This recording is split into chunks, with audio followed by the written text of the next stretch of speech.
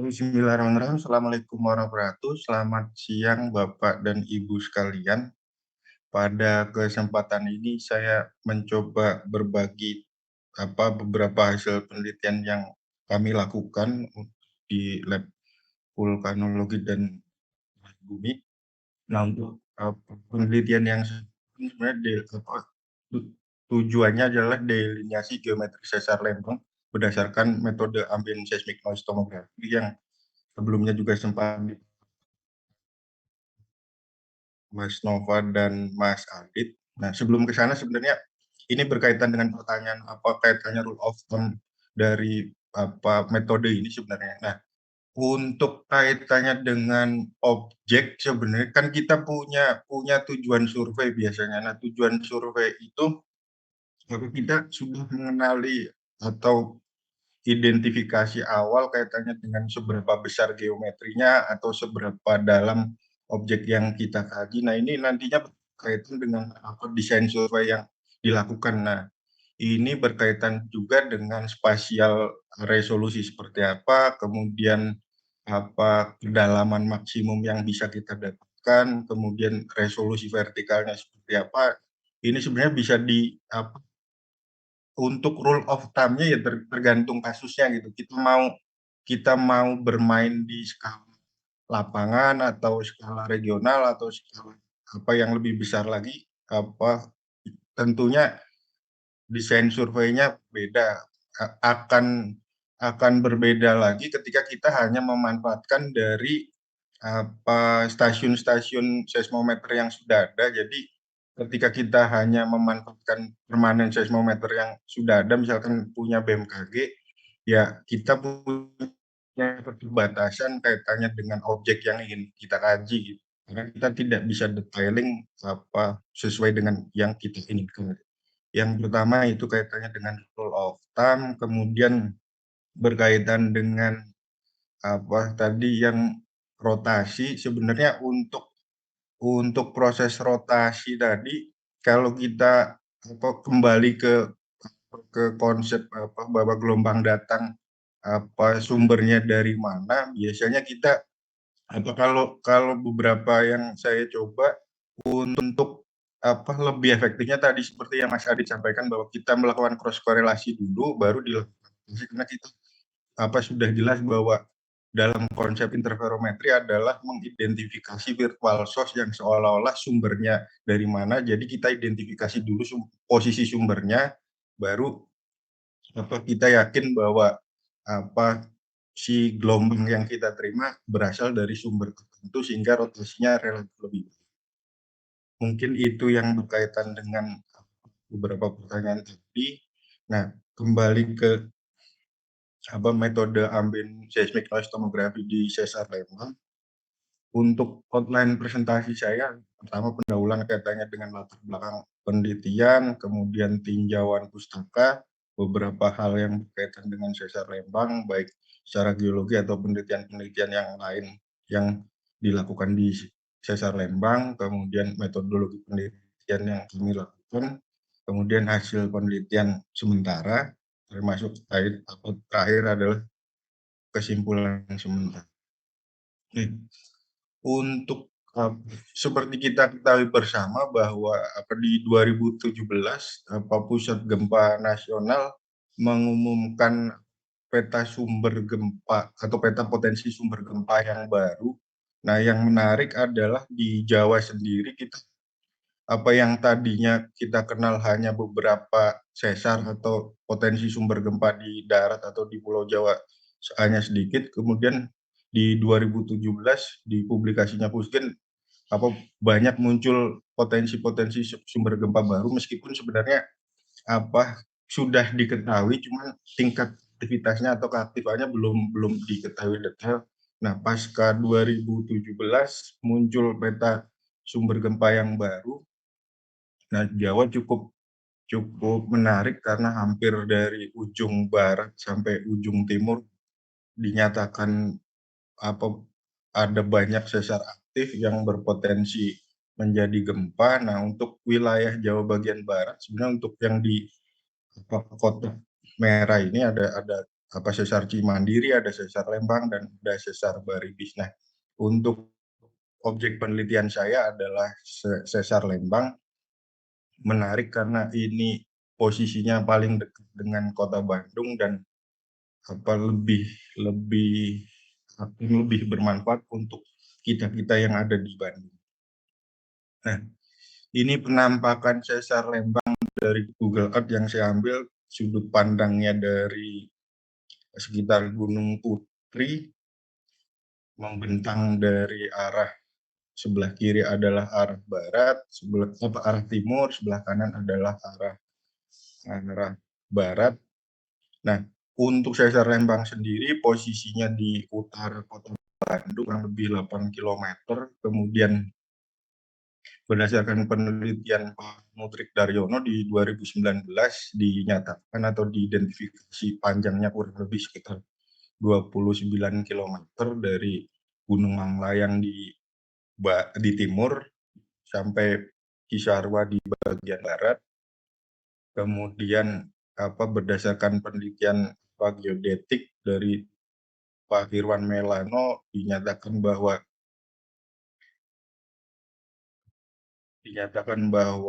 sesar Lembang bergerak atau aktif dengan kecepatan 6 mm per tahun. Kemudian berdasarkan penelitian Pak Mutrik Daryono juga dinyatakan bahwa sesar Lembang berpotensi menghasilkan gempa dengan maksimum magnitudo 6,5 sampai 7. Nah, kalau memang kalau terjadi gempa dengan kekuatan yang cukup besar di atas 6 ya, yang jelas sekitar 8,79 juta jiwa berpotensi terkena dampak jika terjadi gempa bumi besar akibat sesar Lembang. Nah, sebenarnya tingkat aktivitasnya seperti apa dan pertanyaan kaitannya geometri sesar Lembang sendiri masih menjadi objek penelitian yang menarik karena beberapa penelitian menghasilkan hasil yang berbeda-beda, tapi yang jelas untuk tingkat aktivitasnya berdasarkan pengamatan geodetik sudah bisa dipastikan bahwa sesar Lembang aktif, kemudian beberapa gempa kecil di 2011 dan di 2017 juga terjadi, maksimum magnitudonya kira-kira 3,3. Nah, atas dasar ini sebenarnya penelitian kami dilakukan untuk mendetailkan atau mengidentifikasi atau mendelineasi dari geometri sesar Lembang ini berkaitan dengan upaya mitigasi, kemudian kita bisa melakukan seismic hazard analysis lebih baik. Nah, untuk sesar Lembang sendiri sebenarnya dari penelitian yang sudah ada beberapa interpretasi yang menyatakan bahwa sesar Lembang adalah tipe pencesarannya strike slip, ada yang menyatakan bahwa sesar Lembang adalah normal fault, ada yang menyatakan bahwa sesar Lembang adalah reverse fault. Nah, beberapa penelitian ini lebih banyak sebenarnya di penelitian permukaan, misalkan CIA secara geologi menganalisa pola aliran sungai utama, dia bisa mengidentifikasi adanya strike slip fault di sesar Lembang. Kemudian berdasarkan Abidin dan Melano, ini pengamatan geodetik menggunakan GPS geodetik, mendapatkan informasi bahwa sesar Lembang adalah tipe pencesarannya strike slip. Kemudian dari penelitian seismisitas atau aktivitas kegempaan dari Rasmit dan Pavnimat juga mengidentifikasinya adanya strike slip. Tapi yang menarik, Rasmit di sini memberikan informasi ada 2 tipe pencesaran di sesar Lembang. Yang pertama adalah strike slip dominan di di kedalaman dangkal, kemudian yang bagian dalam dinyatakan bertipe reverse fault. Nah, kemudian dari Supendi berdasarkan pengamatan seismologi juga atau seismisitas, tapi relatif lebih regional untuk Jawa bagian barat, dinyatakan juga dominan strike slip. Kemudian dari pengamatan geologi di penelitian Pak Mubrik Daryono di 2019 juga diidentifikasi secara geologi bahwa tipe pensesaran sesar Lembang dominan strike slip dengan sedikit komponen vertikal. Kemudian yang menyatakan bahwa sesar Lembang adalah normal fault dari penelitian geologi Van Bemmelen dam di tahun-tahun yang cukup lama dinyatakan bahwa pembentukan sesar Lembang adalah kompensasi dari munculnya gunung Tangkuban Perahu sehingga secara graviti terjadinya gravity sliding menghasilkan sesar Lembang. Kemudian berdasarkan penelitian geologi dari Hidayat di 2008 juga berdasarkan analisa sekpon atau endapan di sekitar sesar Lembang juga dinyatakan sebagai sesar normal. Kemudian secara geofisika dengan menggunakan metode gravitasi, Firdaus dan Lesan Pura menyatakan bahwa sesar Lembang adalah sesar normal atau sesar turun. Kemudian Pasani juga dengan menggunakan metode CSAMT, magnetotelurik, mengidentifikasi bahwa sesar Lembang adalah normal fault.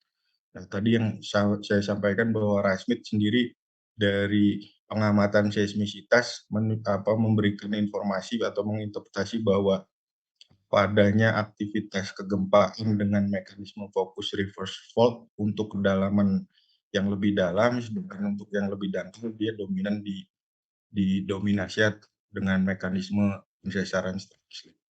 Nah, dari sini kita masih jadi pertanyaan sebenarnya geometri atau kinematika sesar Lembang itu seperti apa ini?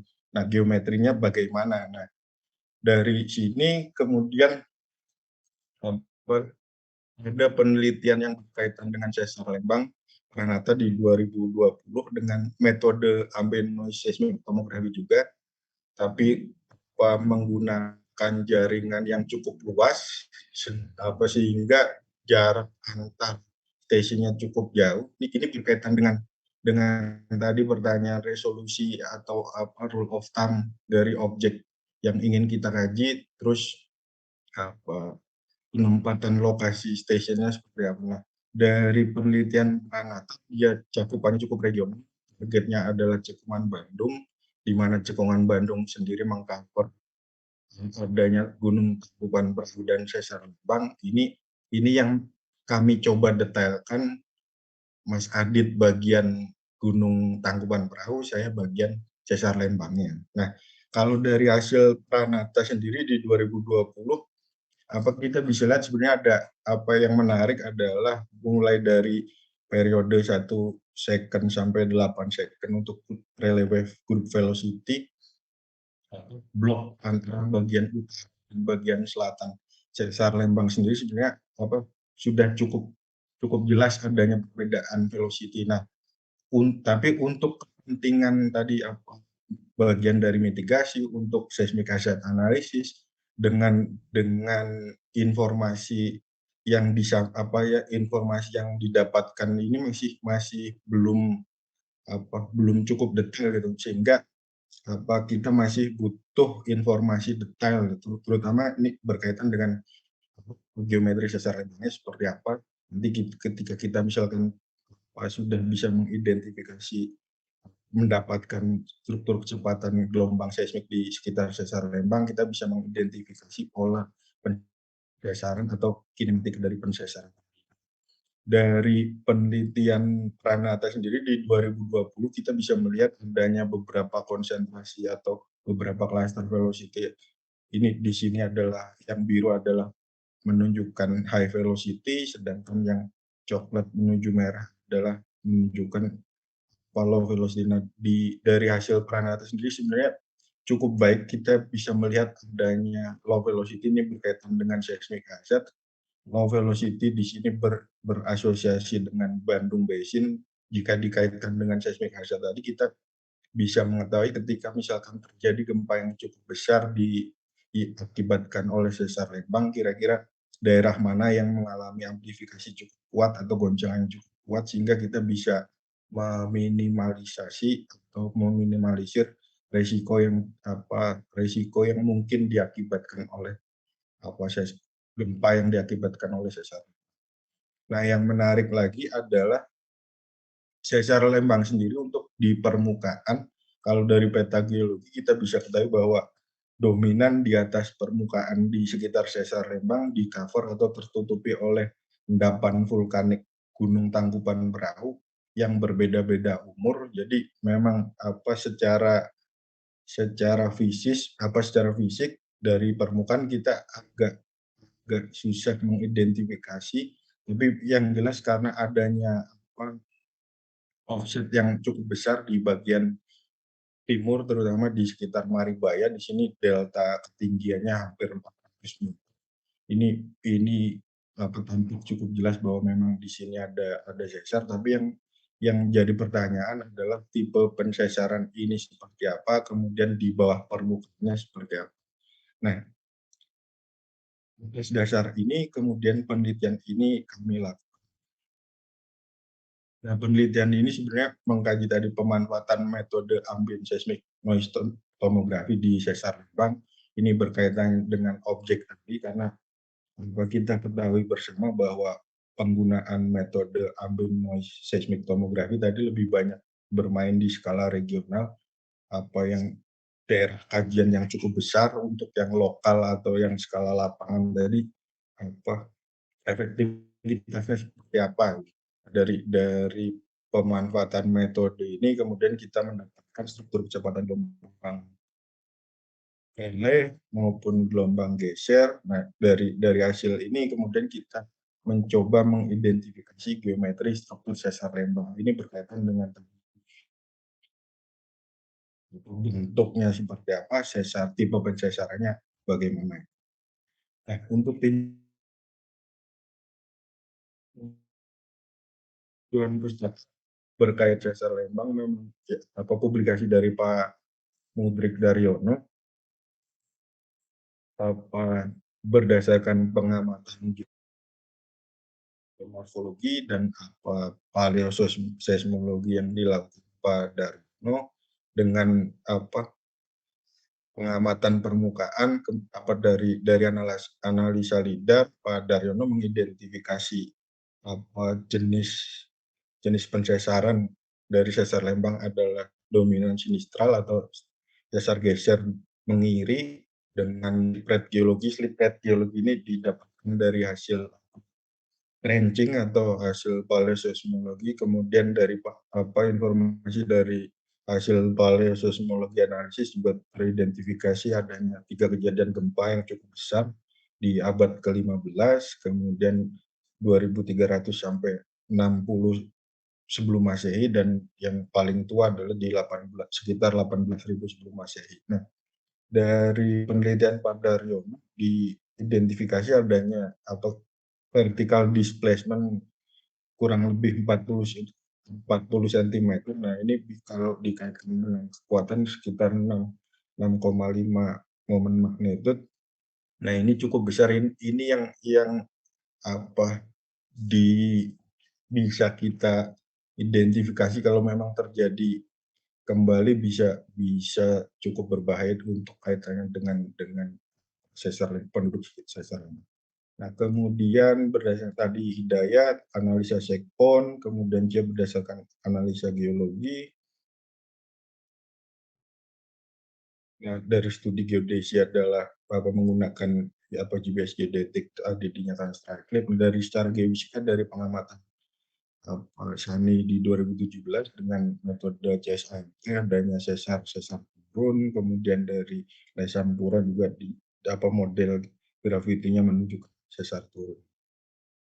Jadi berdasarkan seismologi, Pak Mimar menyatakan bahwa dominan strike slip, Pak Smith menyatakan untuk tipe pergeseran bagian bawah adalah sesar naik gini. Nah, untuk metode ambient noise seismic tomography memang sudah cukup banyak dilakukan, khususnya di Jawa. Untuk Jawa bagian barat sendiri ada Bu Cindy Rosalia, di Jakarta ada Erding Saigin, kemudian di Cekungan Bandung, Pranata juga sudah pernah melakukan metode ambient seismic noise tomography di sekitar Cekungan Bandung. Untuk di Jawa Tengah, Pak Zulfa, di Jawa Timur ada Pak Marta di 2017. Nah, untuk pengolahan data sebenarnya hampir sama dengan yang dilakukan Mas Adit dan Mas Nova. Ada beberapa hal yang menarik sebenarnya kaitannya dengan tadi optimalisasi target target base sebenarnya, atau object base tadi sebenarnya kita bisa meningkatkan resolusi dengan melakukan desain survei analisis. Nah, desain survei analisis ini tujuannya adalah mengetahui kira-kira sebaran stasiun yang kita lakukan atau yang kita tempatkan bisa bisa meng-cover atau bisa bisa memberikan informasi yang optimal tidak untuk objek yang ingin kita ketahui gitu. Pendekatan yang kami lakukan adalah dengan high density analysis. Jadi sebelum sebelum dilakukan survei kita menganalisis penempatan stasiun, kemudian kita lakukan hitungan high density-nya seperti apa. Nah, diharapkan objek yang kita kaji memiliki high density yang cukup baik sehingga apa niscaya di hasil seismik tomografinya cukup cukup baik. Nah, proses yang lain sebenarnya sama tadi mulai dari single data preparation, kemudian empirical green function extraction, stacking, kemudian dispersion curve ekstraksi, resolution test atau checkerboard test tadi, kemudian tomografi relay wave curve velocity dari hasil masing-masing periode dilakukan shear wave velocity depth inversion, kemudian terakhir dilakukan interpretasi. Nah, ini ilustrasi akuisisi data. Akuisisi data dilakukan di November 2020 sampai Mei 2021, kurang lebih 6 bulan dengan jumlah sensor total ada 15. Nah, ini berkaitan dengan tadi yang Mas Adit sampaikan, kenapa ada yang fixed station dan ada yang mobile station. Nah, sebenarnya kalau kita punya instrumen atau alat yang cukup banyak, lebih lebih bagus kita deploy semuanya di waktu yang sama gitu. Nah, tapi karena kita punya keterbatasan alat, nah salah satu alternatif untuk meningkatkan tadi jumlah ray density yang melewati setiap area, kita melakukan tadi me me meletakkan station untuk sebagai fixed station dan ada yang sebagai mobile station. Jadi ray coverage-nya atau ray density-nya cukup baik untuk kurun waktu yang cukup panjang. Nah, ini toh dari hasil cross korelasinya untuk interstation distance dari 0 sampai kira-kira 90 kilometer, kemudian pola V-shape yang kami ambil adalah yang kausal komponen atau yang dominan komponen, kemudian ini contoh dari hasil cross korelasi, kemudian dilakukan analisa dispersion curve, didapatkan nilai velocity dan time posisi untuk masing-masing periode. Nah, berikut adalah hasilnya. Ini adalah hasil tomografi gelombang rel untuk masing-masing periode ini 0,2 sampai 5 second yang saya tampilkan. Kemudian gambar yang kanan adalah hasil checkerboard test-nya dengan ray tracing yang cukup cukup baik di sekitar sesar Lembang. Jadi kami optimis hasil yang dihasilkan untuk di sekitar Lembang cukup baik karena ray coverage-nya cukup baik. Nah, berikut adalah perbandingan antara hasil penelitian ambient seismic tomografi sebelumnya oleh Pranata di 2020 dengan skala yang cukup besar yaitu grid size-nya 80 sampai 70 km. Kemudian yang kami lakukan adalah dengan grid size 2 kali 2 kilometer bisa kita lihat detailing atau informasi detail di sekitar sesar Lembang cukup baik gitu untuk di sekitar sesar Lembang dengan grid 2 kali 2 kilometer. Ya, kemudian dari nilai wave group velocity tadi kita bisa bisa kemudian kami melakukan proses depth inversion. Depth inversion kami melakukan dengan modul SOF 96 dari CPS program. Kemudian di sini sebenarnya ilustrasi membandingkan antara dua initial model. Yang pertama adalah single value dari velocity model, yang kedua adalah velocity model yang dibangun ada peningkatan nilai velocity dari permukaan hingga pada kedalaman tertentu. Di sini untuk permukaan menggunakan nilai VS30 dari USGS, untuk bagian bawah dan dari frame velocity model satu dimensi untuk kedalaman 10 kilo. Nah, ini ilustrasi tadi proses iterasi. Kami melakukan 1000 kali iterasi, mulai dari initial model sampai final model hasil inversi. Nah, dari proses depth inversion yang kami lakukan di setiap titiknya, kemudian bisa menghasilkan map atau volume untuk velocity gelombang geser atau kecepatan gelombang geser di sekitar sesar Lembang.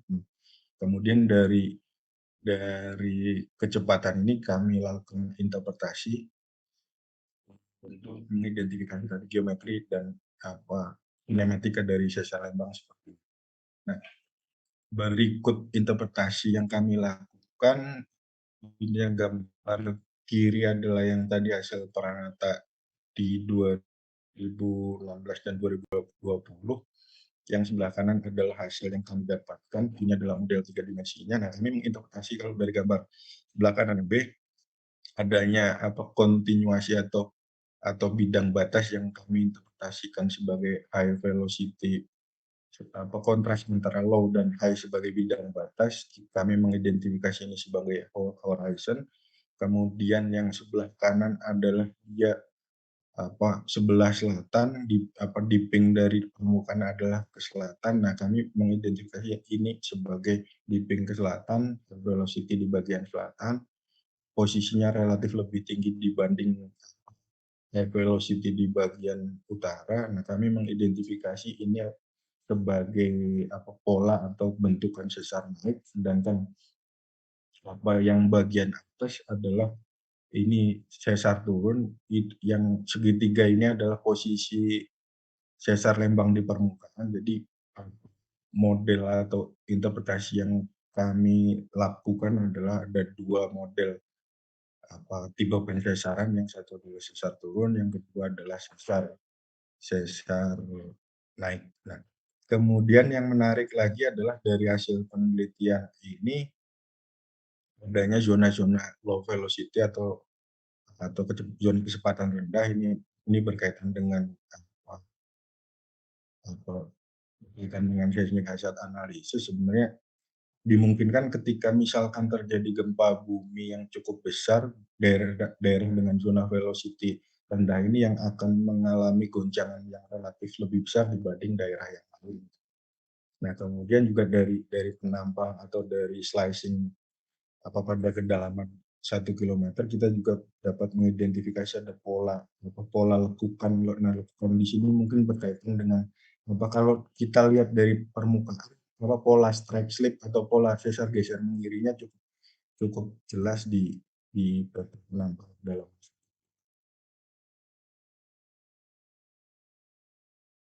Untuk kesimpulan sementara, kaitannya dengan survei ambient noise seismography, perlu dilakukan desain posisi untuk tadi berkaitan dengan resolusi pada objek yang kita inginkan.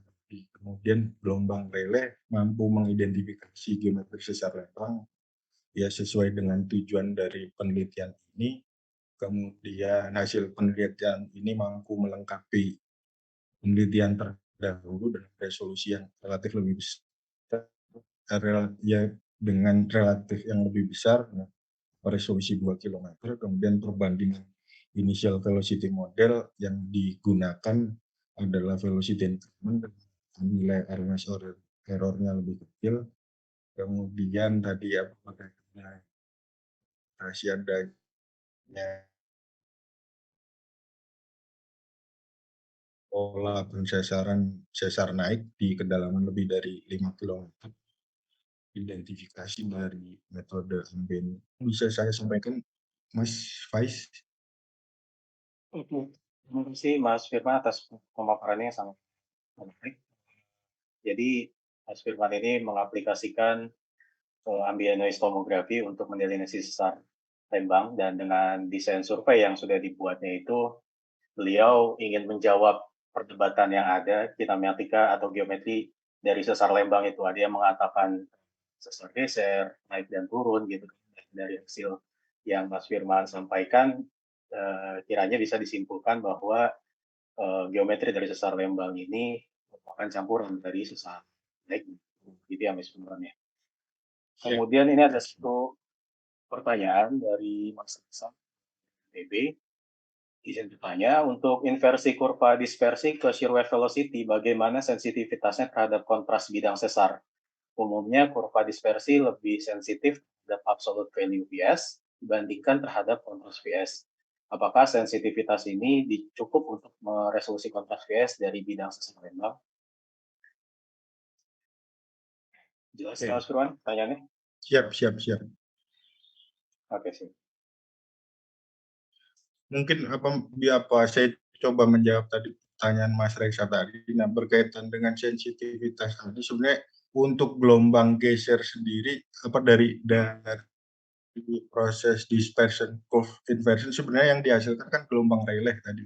Nah, dari gelombang Rayleigh tadi baru dilakukan depth inversion untuk mendapatkan velocity satu dimensi gelombang geser. Nah, berkaitan dengan sesar tadi, sebenarnya memang dari proses inversi kan memang yang didapatkan ya relatif velocity terhadap model.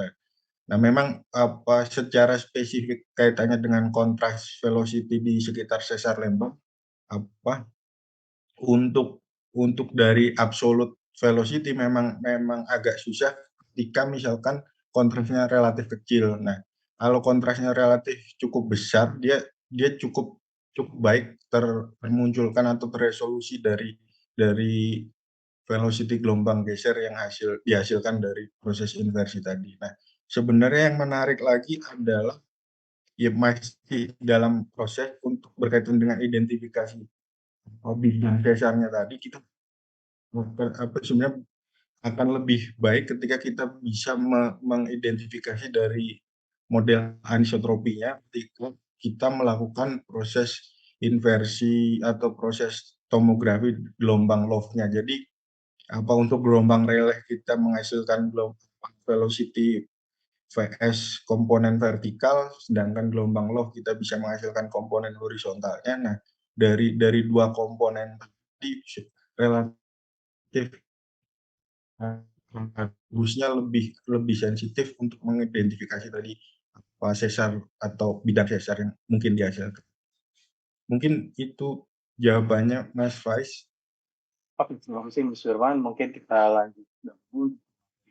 Masih ada pertanyaan, silakan diajukan di kolom chat. Silakan bisa menjawab diskusinya. Oke, bisa ditutup.